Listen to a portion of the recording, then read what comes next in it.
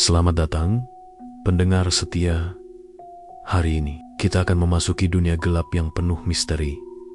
Sebuah cerita horor yang akan membuat bulu kuduk Anda merinding. Judulnya adalah Warisan Nenek. Cerita ini dimulai dari sebuah keluarga kaya raya yang hidupnya berubah drastis setelah menerima warisan dari sang nenek.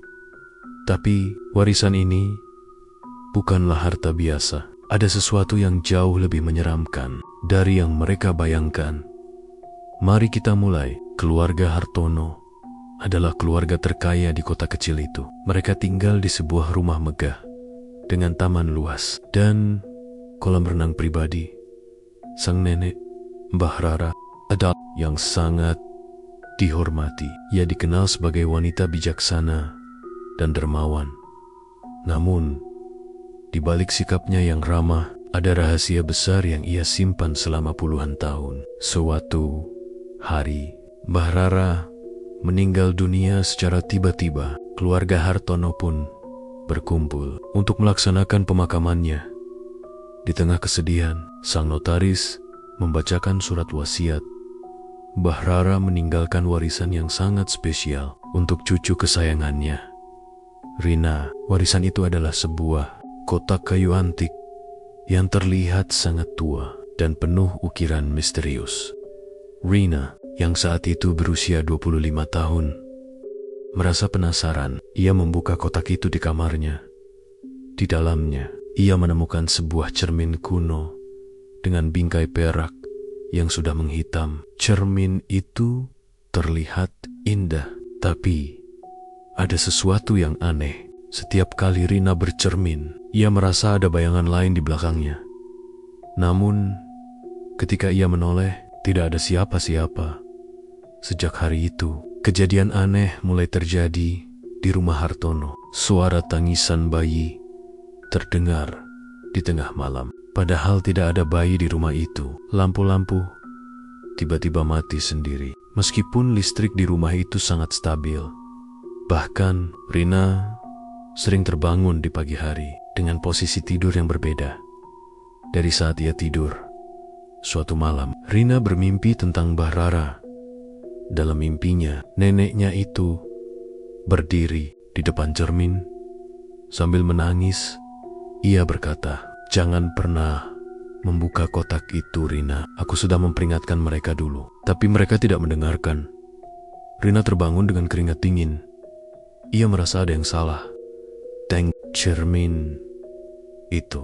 Rina mencoba mencari tahu asal-usul cermin itu. Ia pergi ke seorang paranormal terkenal di kota. Sang paranormal itu langsung terkejut saat melihat cermin itu. "Ini bukan cermin biasa," katanya. "Ini adalah cermin yang digunakan untuk memanggil arwah.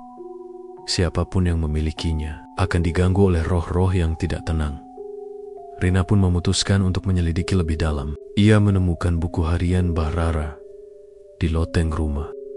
Dari sana, Ia mengetahui bahwa cermin itu adalah peninggalan dari zaman kolonial. Mbah Rara mendapatkannya dari seorang penjual barang antik yang misterius. Namun, si Yuksemen itu masuk ke rumah. Keluarga Hartono sering mengalami kejadian mistis.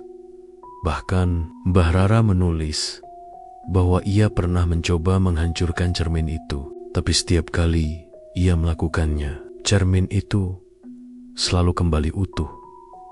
Ia juga menulis tentang bayangan hitam yang sering muncul di cermin itu. Bayangan itu adalah roh jahat yang terperangkap di dalam cermin. Rina semakin ketakutan. Ia mencoba membuang cermin itu ke sungai. Tapi keesokan harinya, cermin itu kembali muncul di kamarnya. Bahkan kali ini, cermin itu terlihat lebih gelap dan lebih menyeramkan. Rina pun merasa ada yang mengikutinya. Kemanapun ia pergi. Suatu malam, Rina tidak bisa lagi menahan ketakutannya. Ia memutuskan untuk menghadapi cermin itu. Ia berdiri di depan cermin sambil memegang lilin. Tiba-tiba, bayangannya di cermin mulai bergerak sendiri. Bayangan itu tersenyum lebar. Padahal Rina sama sekali tidak tersenyum. "Kamu tidak bisa lari dariku," bisik suara dari dalam cermin. Rina mencoba berteriak, tapi suaranya tidak keluar. Bayangan itu mulai merangkak keluar dari cermin. Tubuhnya hitam pekat. Matanya merah menyala dan senyumnya lebar hingga ke telinga. Rina terjatuh ke lantai. Ia mencoba merangkak menjauh, tapi bayangan itu dengan cepat mengejarnya. "Kamu adalah bagian dari kami sekarang," kata bayangan itu sambil tertawa. Rina pun pingsan. Keesokan harinya, Hartono menemukan Rina di kamarnya. Ia tergeletak di lantai dengan wajah pucat dan mata terbuka lebar. Cermin itu masih berdiri di depannya. Tapi kali ini, bayangan Rina tidak terlihat di cermin itu. Sebaliknya, ada bayangan hitam yang tersenyum lebar. Sejak hari itu, keluarga Hartono tidak pernah lagi membicarakan cermin itu.